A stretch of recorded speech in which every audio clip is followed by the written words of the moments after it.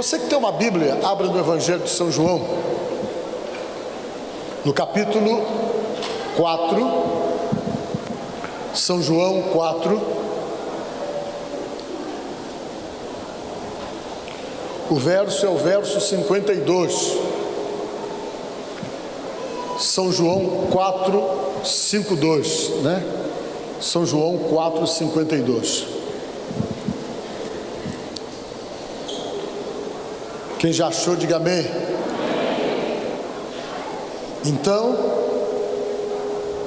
indagou deles: a que hora o seu filho se sentirá melhor?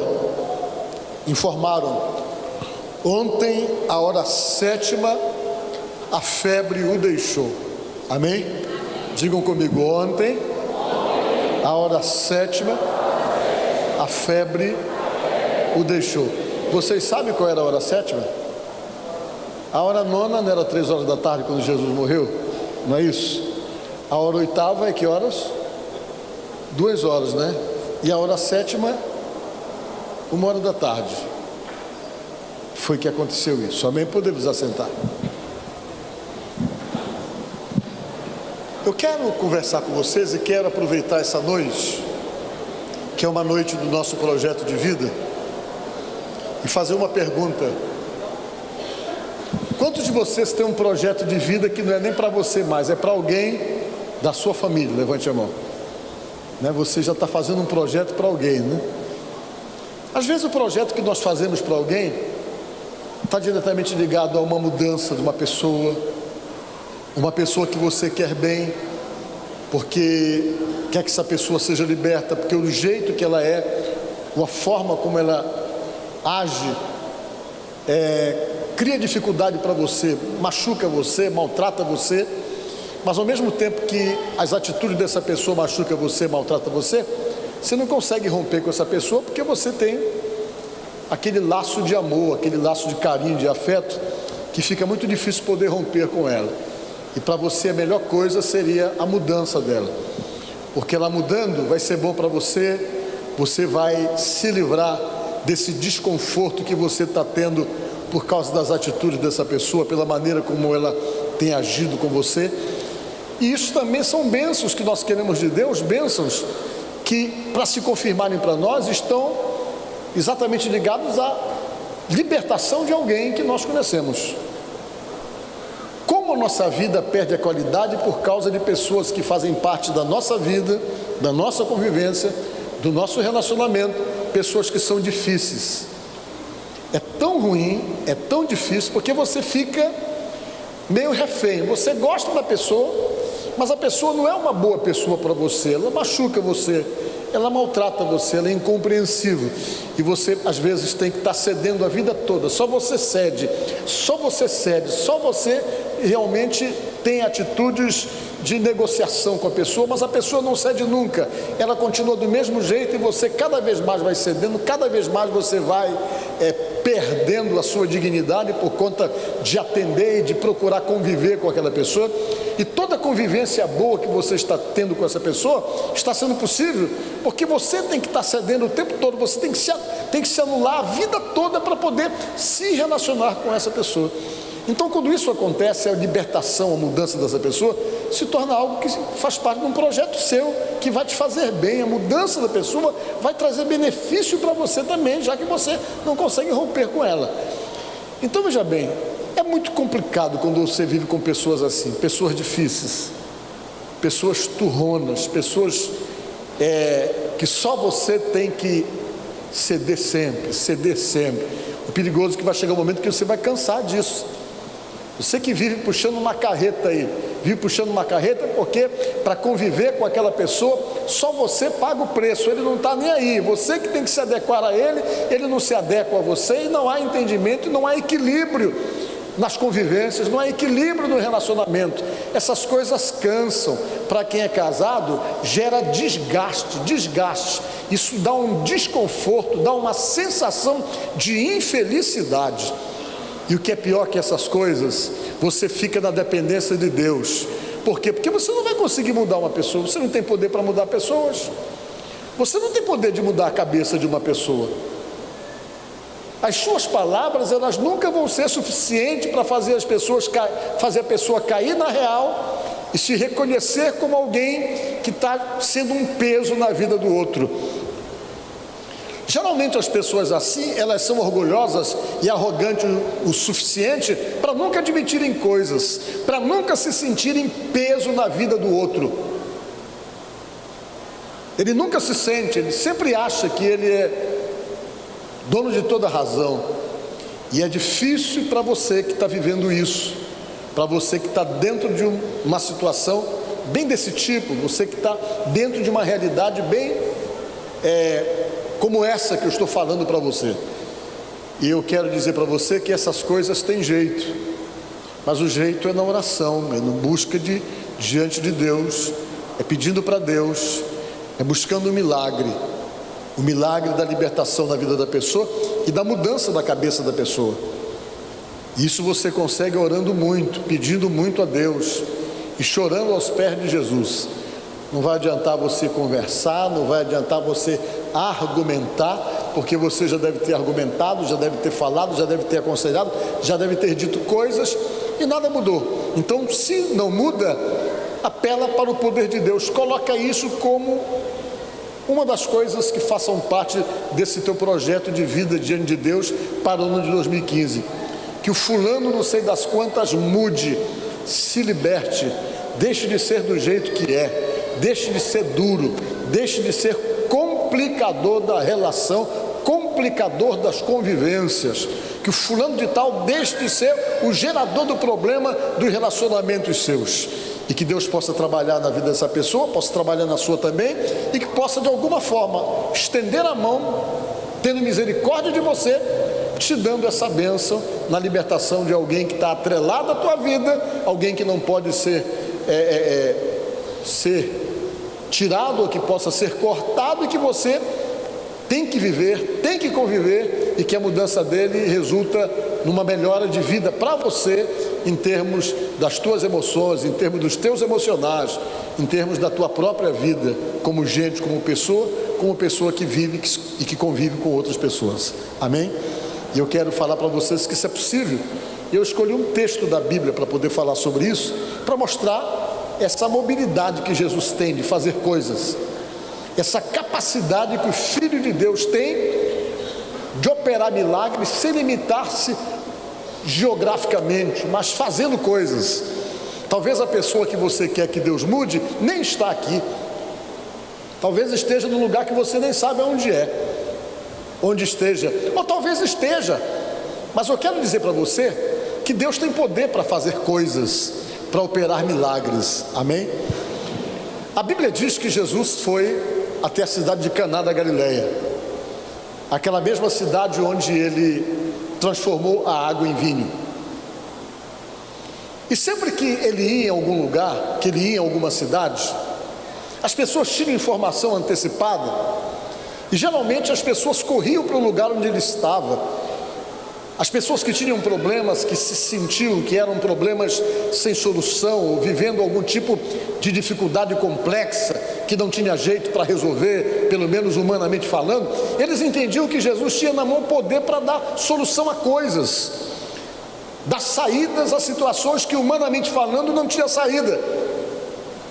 E por essa razão, quando ele chegava no lugar, as informações chegavam na frente, e as pessoas todas fluíam para ali, corriam para o lugar onde eles estavam, exatamente com o intuito de poder conversar com ele e de poder pedir ajuda para coisas que eles já não tinham mais condições de resolver, pedir ajuda para determinadas situações que eles reconheciam que estavam incapazes ou sem condições de poder dar uma solução. E quando Jesus foi exatamente lá em Caná, um homem tomou conhecimento que Jesus ia até Caná. Só que ele morava em Cafarnaum. Cafarnaum para Caná são exatamente 24 quilômetros. A distância era como que daqui lá para São José de Ribamar. A distância que o homem morava e a distância que Jesus estava. Quando ele tomou conhecimento, ele pensou assim: eu estou com um problema em casa.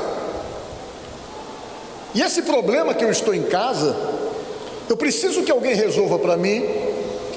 E eu entendo, ele com certeza entendeu e compreendeu e assimilou que Jesus tinha exatamente nas mãos aquela solução que ele não tinha, e pela fama de Jesus, pelas coisas que falavam, pelas coisas que as pessoas comentavam, ele alimentou no seu coração essa esperança e essa expectativa de que ele não tinha solução para aquele problema, mas ele entendia que Jesus Cristo tinha a solução e ele resolveu procurá-lo. Qual era o problema dele?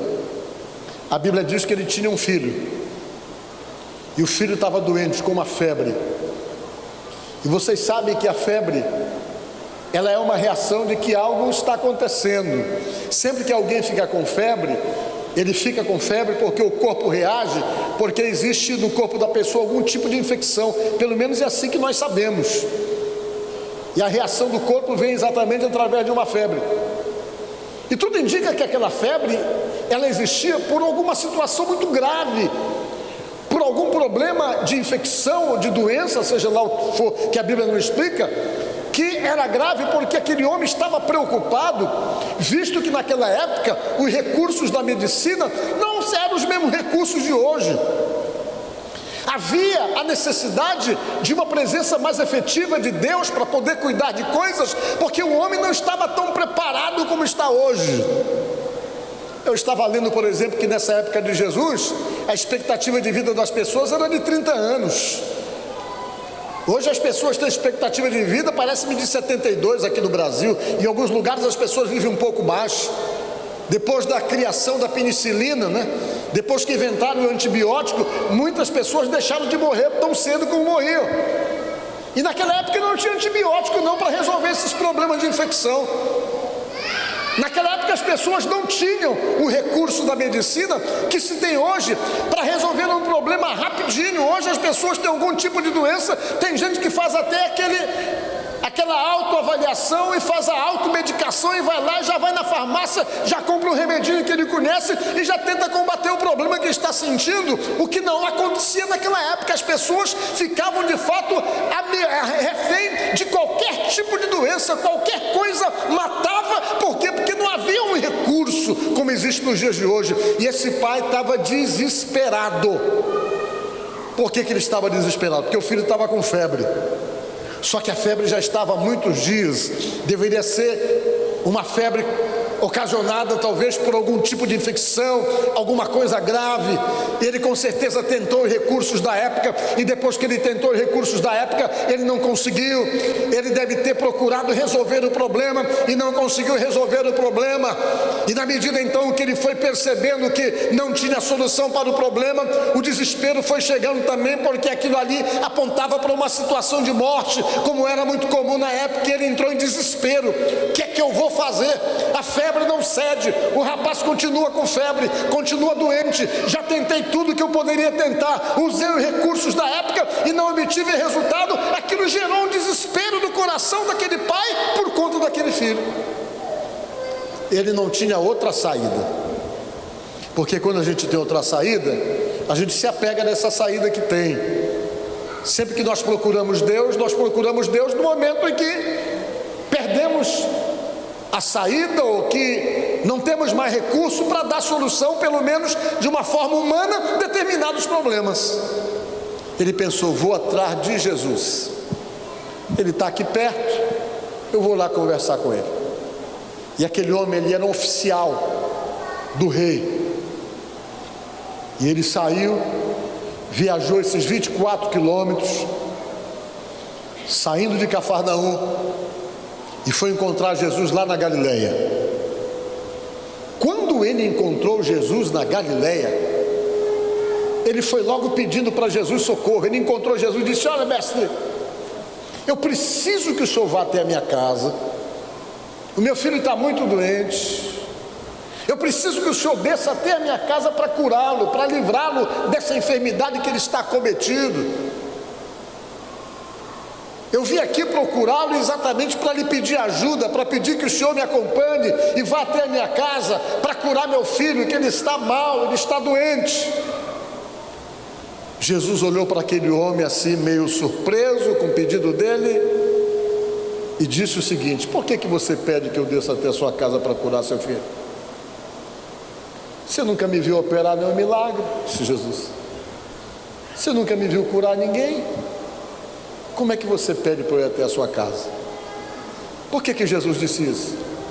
Jesus estava tão acostumado em ver as pessoas querendo primeiramente ver para depois crer, que a determinação daquele homem e a atitude imperativa dele de chegar lá e dizer, vai até a minha casa, já surpreendeu Jesus, visto que a vida toda Jesus sempre era cobrado pelas pessoas, faz aí porque eu quero acreditar em ti. Aquele homem chegou já acreditando, dizendo, desce lá na minha casa e tal. E Jesus disse, pastor, você nunca me viu operar nenhum milagre, você nunca me viu curar ninguém, como é que você está pedindo que eu desça até a sua casa? Ele olhou para Jesus e disse, Senhor, desce logo antes que meu filho morra. Ele falou para Jesus. Jesus olhou para ele e disse, ah, é? Então volta para a tua casa, volta. Vai, porque o teu filho já está curado. Diga glória a Deus. Volta para casa. O sujeito acreditou. Diga glória a Deus. Talvez se fosse eu, se fosse você, não, eu quero que o Senhor vá lá, põe a mão na cabeça dele, faça lá uma oração, leva um pouquinho de óleo para ungir ele, como o Senhor manda o discípulo fazer, faça lá, me acompanhe, porque se o Senhor não for, não vai acontecer nada. Eles poderiam, se fosse um de nós íamos pedir exatamente isso, para Jesus fazer como ele mandava os discípulos fazer. A Bíblia diz que Jesus mandava os discípulos ungir os enfermos com óleo.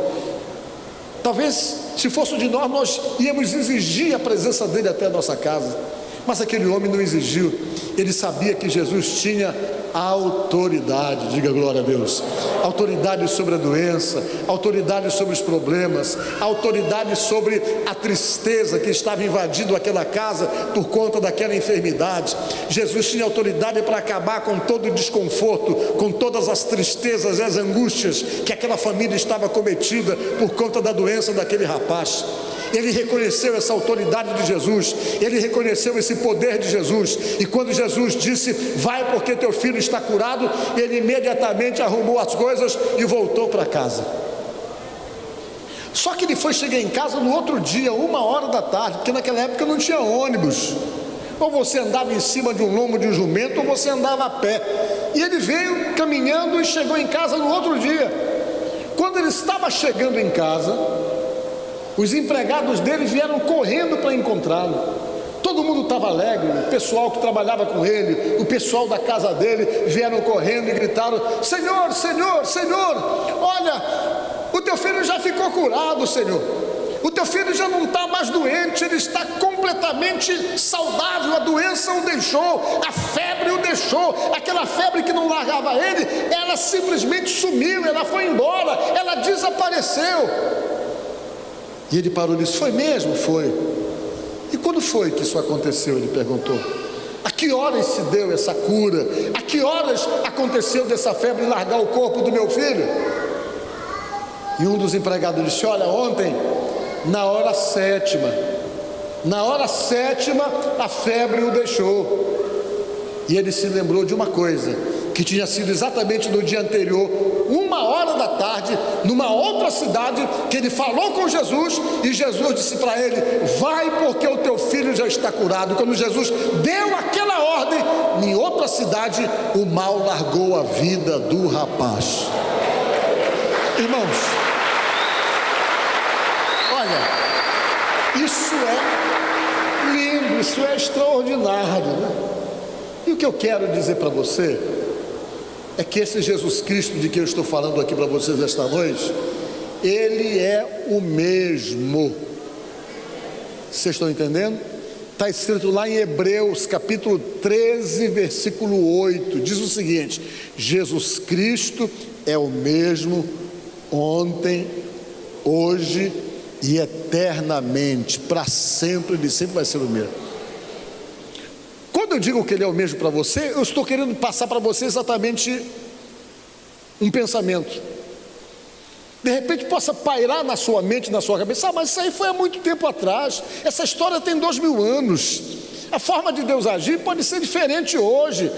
Talvez Deus não opere mais dessa forma como Ele operava antigamente, e talvez você possa ter um monte de questionamentos por conta da sua dúvida, por conta das suas incertezas, por conta das influências que se recebem quase que constantemente, que Deus não cuida mais, que Deus não opera mais, que as coisas de justiça de Deus se limitaram ao passado, e tanta coisa pode de repente condicionar sua mente e consequentemente gerar bloqueio e impedimento para você poder acreditar nas possibilidades que Jesus Cristo tem para fazer coisas na nossa vida e na vida de pessoas.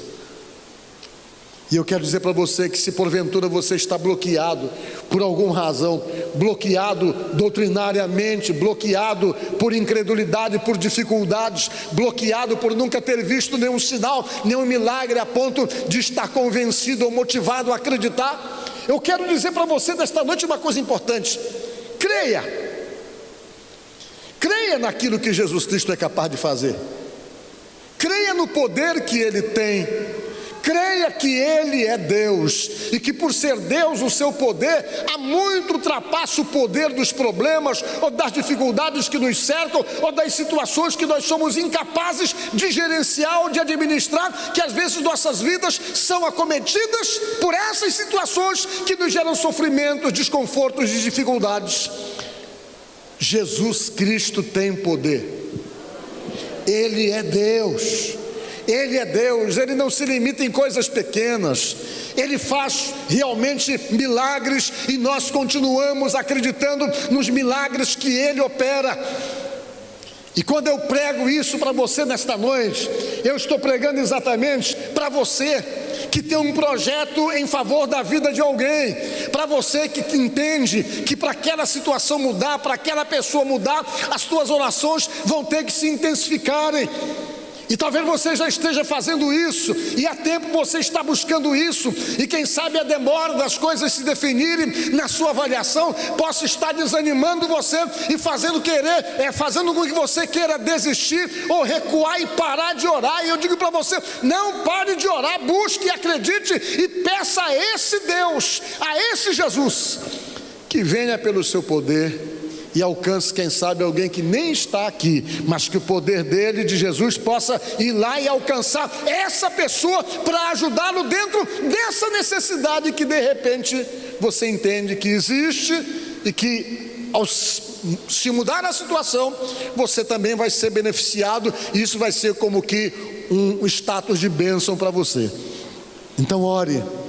Talvez você esteja, quem sabe, muito massacrado por alguém. Talvez você esteja sem esperança já. Há tempo que você convive com uma pessoa que só dá problema, só dá trabalho. Você já passou por cima dos seus princípios muitas vezes. Você já teve que abrir concessões para poder se manter com essa pessoa, só pela misericórdia de Deus. Mas está pesado para você, está difícil para você.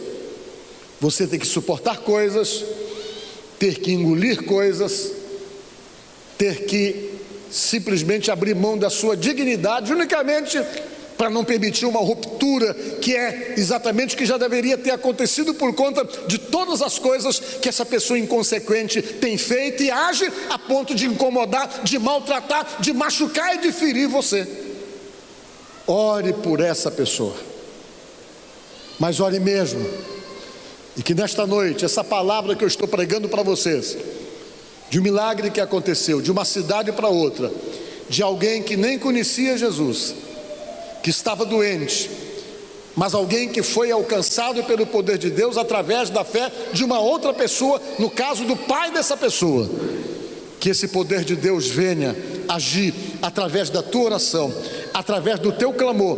E se isso é um projeto pessoal seu, um projeto de vida seu, que vai te fazer bem, a mudança e a libertação dessa pessoa, ore a Deus, peça um milagre. Por quê? Porque Deus faz a obra. Amém? Às vezes parece que as pessoas resistem, Deus vai na diplomacia. Quando Deus acha que não dá mais, Deus dá uma cacetada para poder sentir o peso da mão, para poder recuar. É verdade o que eu estou falando para vocês. Deus vai na diplomacia, vai tentando no amor. Se ele perceber que não dá mais, por amor a você, ele é capaz de meter na catraca mesmo, para poder dizer, não, é aqui, porque o meu servo está sofrendo com você. E se Deus vai sair por um lado de alguém, vai sair do lado de você que está servindo a ele. Diga glória a Deus. É assim que faz, a Bíblia diz, a Bíblia tem um monte de princípios com relação a essa questão.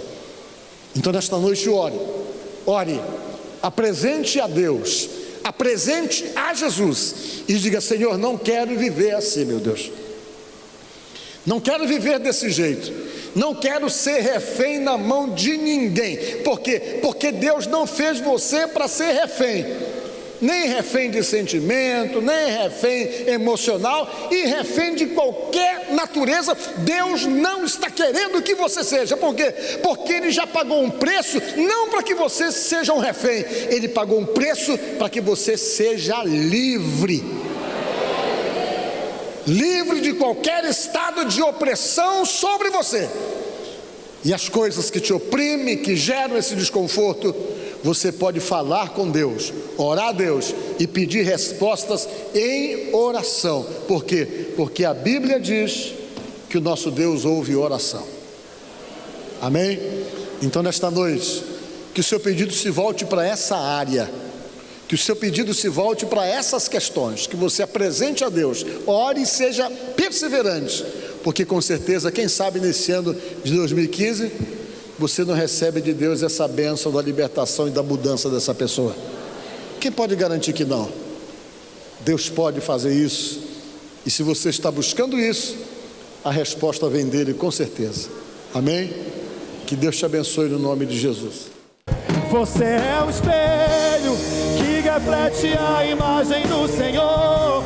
Não chore se o mundo ainda não notou, já é o bastante Deus reconhecer. Você é precioso, mais raro que o ouro puro de Ofir. Se você desistiu, Deus não vai desistir. Ele está aqui para te levantar. Se o